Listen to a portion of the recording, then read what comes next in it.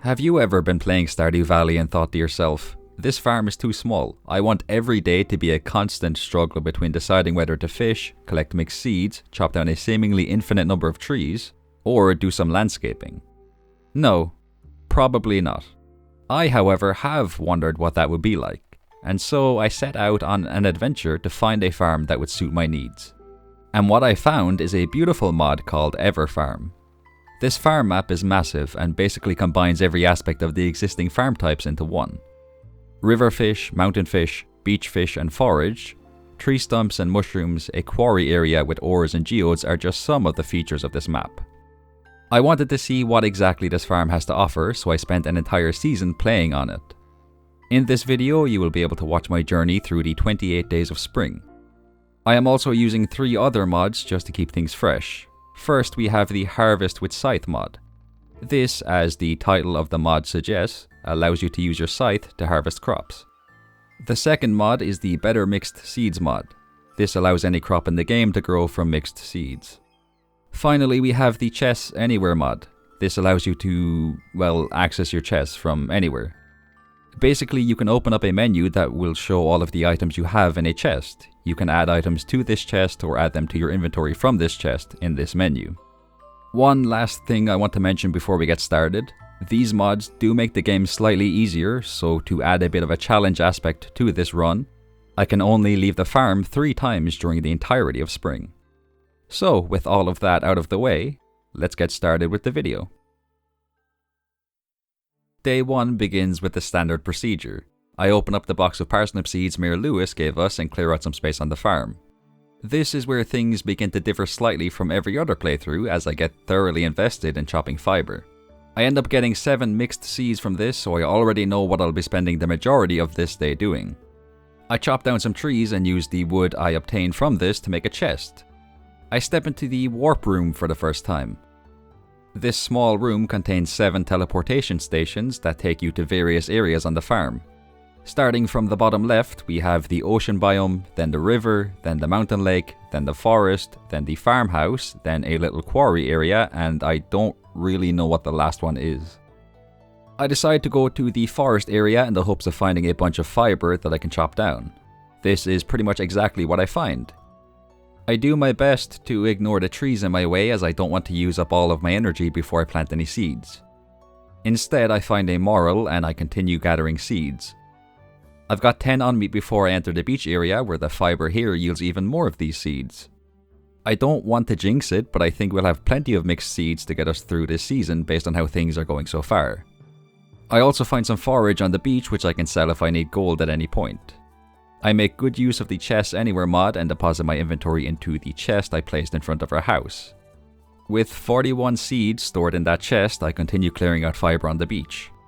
I will say I am already starting to develop a bit of an addiction to slashing fiber with my scythe. It is very satisfying seeing all of the seeds pile up in my inventory. I pay a visit to the quarry area where I obtain my first bit of copper ore. I also completely exhaust myself here and very slowly make my way back to the warp room. From here I teleport to the farmhouse where I take one final look at everything I've acquired today. I haven't planted any of my seeds, which isn't an ideal start to this adventure, but I have a total of 84 seeds between our parsnip and mixed seeds. I head to sleep feeling pretty happy with how the first day went. Clinty Winty decides to pay us a visit on the morning of day 2. He gives us the crafting recipe for the furnace as a reward for picking up copper ore yesterday. I wasn't able to reach level 1 in foraging yesterday, and that is something I absolutely will not stand for. That is scandalous, dare I even say it is a complete tragedy that must be corrected. I right this horrible wrong by chopping down trees to get the foraging XP I need. With that tragedy averted, I read a letter that William has sent us. He has returned from the fishing trip he went on. I immediately leave the farm, which means I can only do this 2 more times during the next 26 days. After picking up a couple of dandelions at the bus stop, I do a little foraging run around the community center and the mountain area. I could have gone straight to William to get the fishing rod, but I want to make the most out of this gallivanting session outside of the farm, as I do not know when the next time I leave the farm will be. I take in all of the sights and sounds of Pelican Town, something I have not done in a while, but if there is one thing I am sure I will learn during this video, it is to appreciate the small things in life. I dig up an artifact spot and receive an artifact which I donate to the museum. This earns us a bonus 250 gold. Mayor Lewis catches me going through a trash can, specifically his trash can, but listen, can you just mind your own business, Lewis? And maybe start treating Marnie with some respect too. You've got bigger issues than me doing a little dumpster dive in front of your house, Lewis, alright? I finally drop by Willie's shop and watch the cutscene where he gives me the fishing rod. This is going to be the meta item, so to speak. Basically, I'm going to be doing quite a bit of fishing. I could go fishing right now at the beach or at the river beside Penny's trailer, but I want to make sure I'm utilizing the farm to the absolute maximum. Therefore, any and all fishing I do is going to be done exclusively on the farm. I do one last loop around the forest where I find a metric ton of spring onions along with a couple of other forage items. I'm not quite ready to return to the farm just yet though. There is one more thing I need to do, and that is to pay a visit to Gus. I buy 3 salads from him, then I return to the farm. I end up eating all 3 salads immediately, so I am very glad I picked those up. Also, while you watch me plant all of my seeds, I want to clarify something really quickly. Now that I've returned to the farm after leaving, that's it. If I leave again, that will count as the second time I have left the farm. So it's kind of important that when I do choose to head into Pelican Town, I make sure I do everything I need to do before coming back home on that day. After planting and watering all of my seeds, I head to the beach to do some foraging and of course to collect some more mixed seeds. Not for long though, as I have some very important business to tend to. Something fishy is going on with this farm. Get it? Fishy? Because I'm fishing? I spend the rest of the day fishing at the mountain lake area. This provides me with the same fish you can catch at the mountain lake beside Robin's house. So carp, bullhead, largemouth bass, and chubs.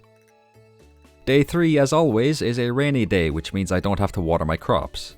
This leaves us with a plethora of energy which we can use in other areas.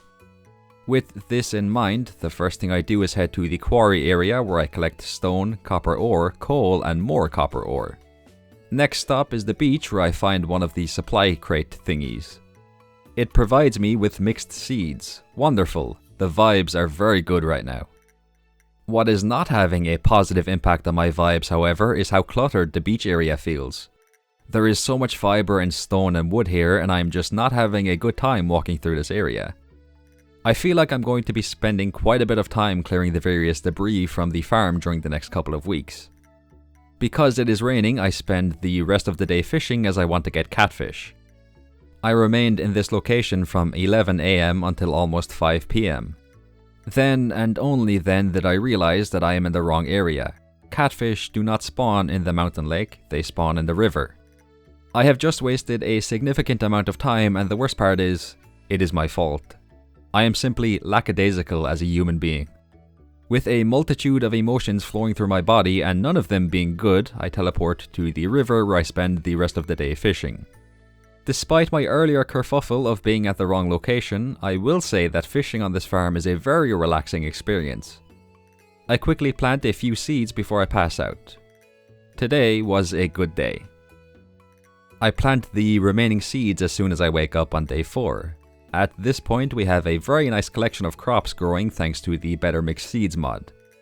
An unfortunate side effect of this is that we don't have much energy left after watering the seeds. But that's okay. If I play it smart, I can regain energy by eating fish or some forage items. Then I will have plenty of energy left to do other activities during the remainder of any given day. One thing I focused on especially was clearing out a ton of fiber every day. This wasn't even a conscious choice either. It's like as soon as I saw a piece of fiber, my brain immediately said, I need to get rid of that, I could get seeds from it and it will make the area look more tidy. I spot another supply crate and get cherry bombs from it. These might be useful when it comes to the quarry area. I become extremely immersed in the world of chopping fiber to the point where I spent the entire day doing so without even realizing what I was doing. In my defense, it is extremely satisfying doing this.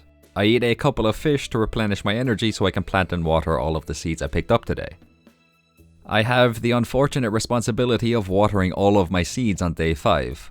With that out of the way, I decide to chop down some trees. While this action takes a chunk out of our energy each time, I can make field snacks to recover said energy. I decide to spend all of today clearing out a small but noticeable group of trees. It's not much, but it's honest work.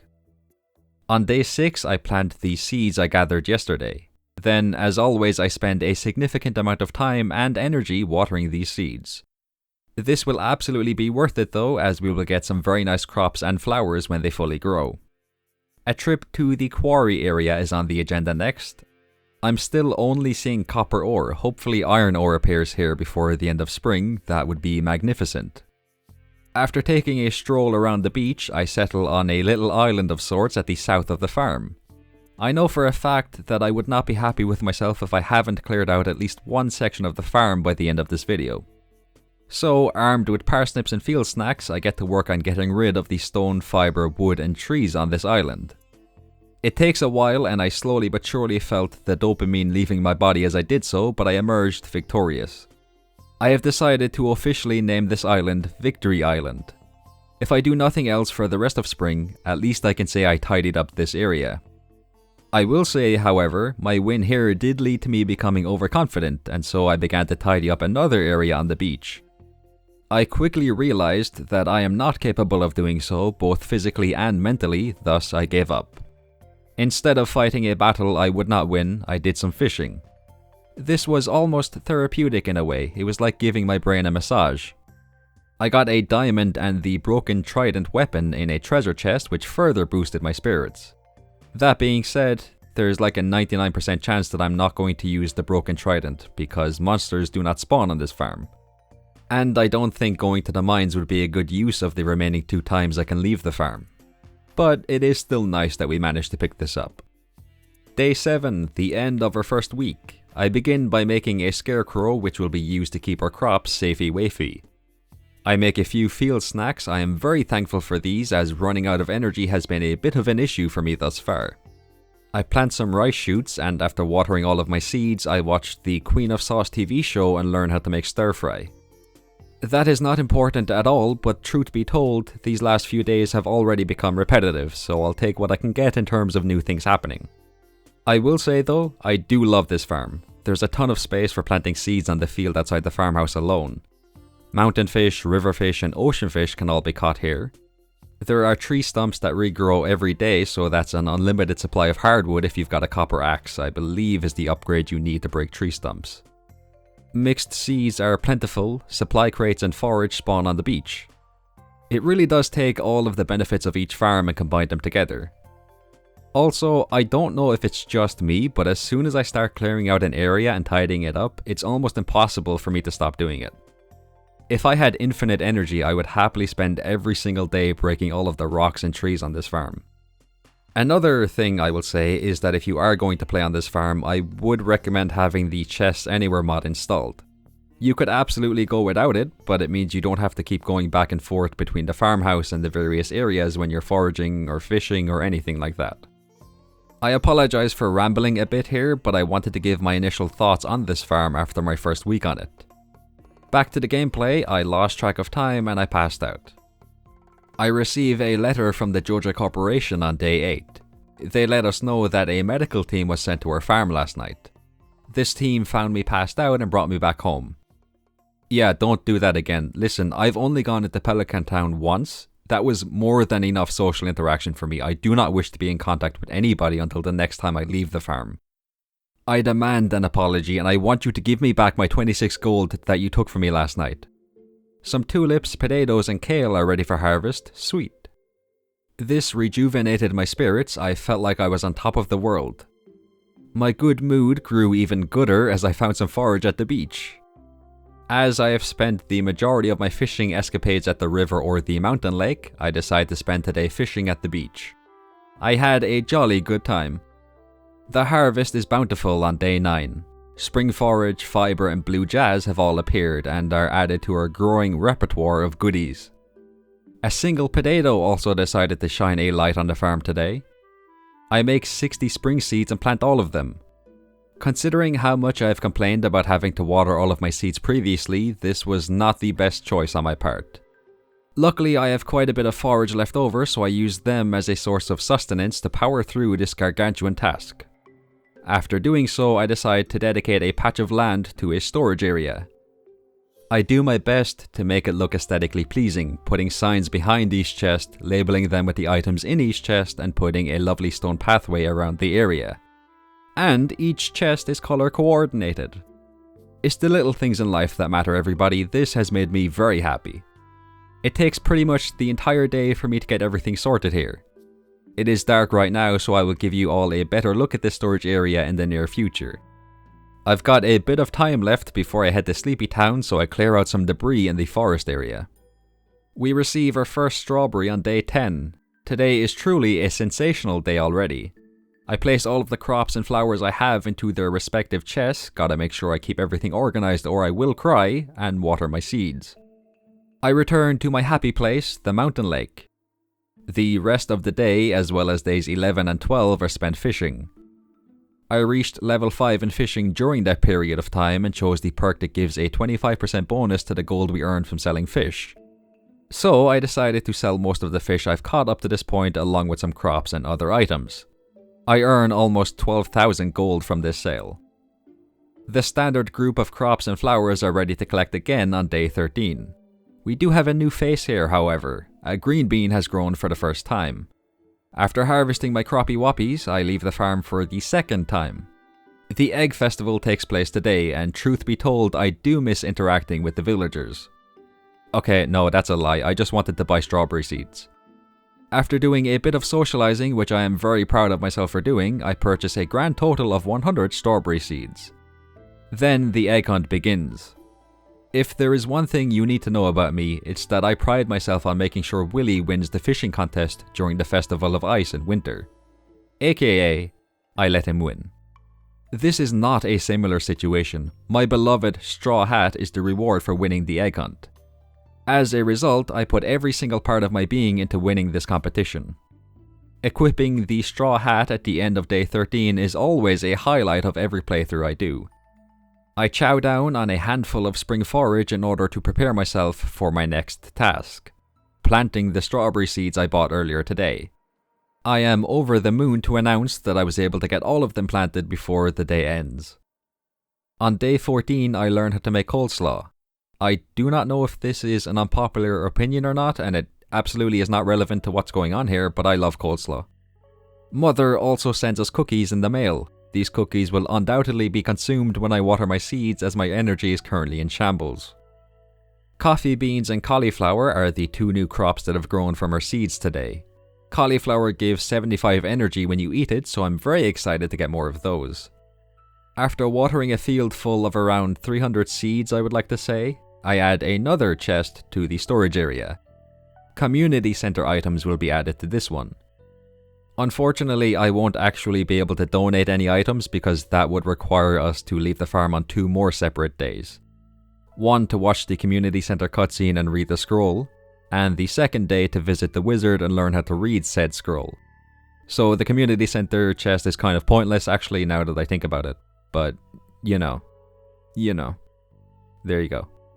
I collect some forage on the beach and fall into the trap of trying to clear out an entire area, which I spend the majority of the day doing. I made but a slight dent in the aesthetic of this section of the beach. Was it worth it?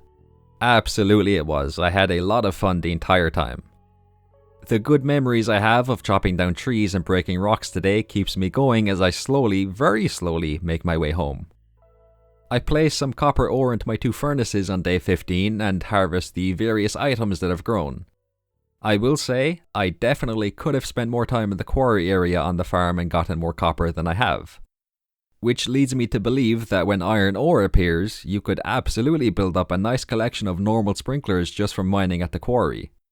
Also, I am really liking how the storage area looks. It might not be as neat as having a shed full of chests, but we make do with what we have. While I'm chopping down trees, I discover a bush containing salmon berries.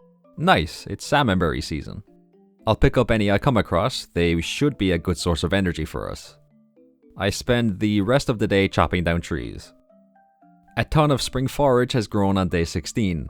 I briefly consider turning all of this forage into spring seeds, but at this point I think eating them to get energy is a better shout.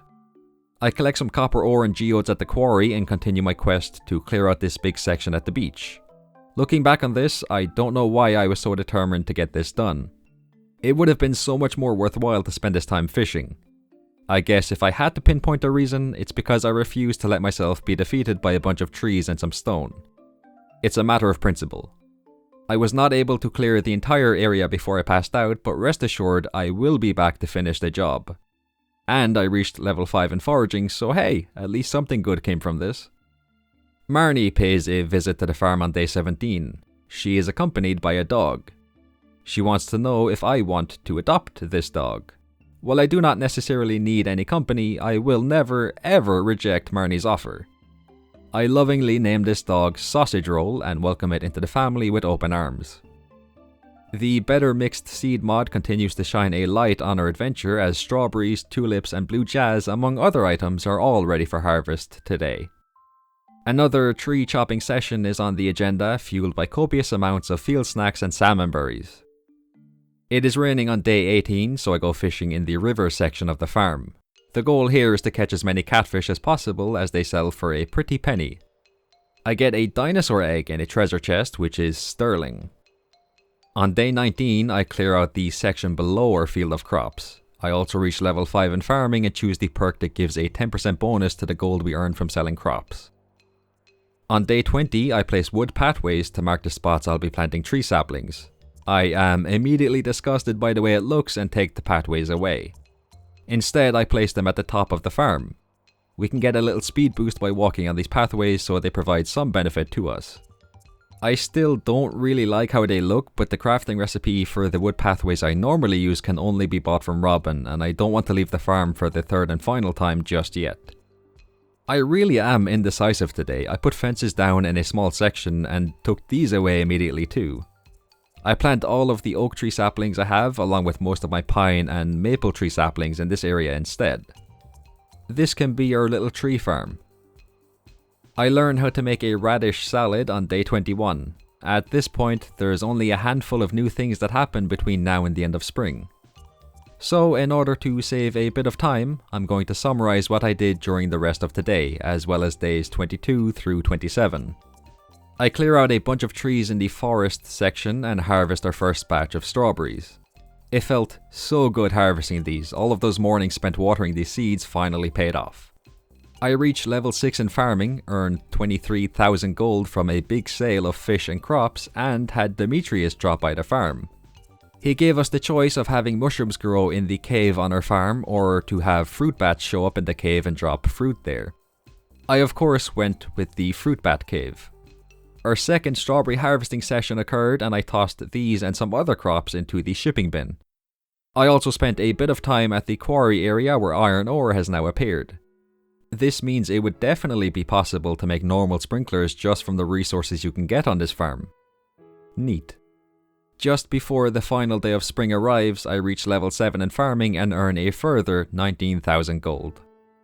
For the third and final time, I leave the farm on day 28. I make a beeline for the travelling cart where I buy a rare seed and a coconut.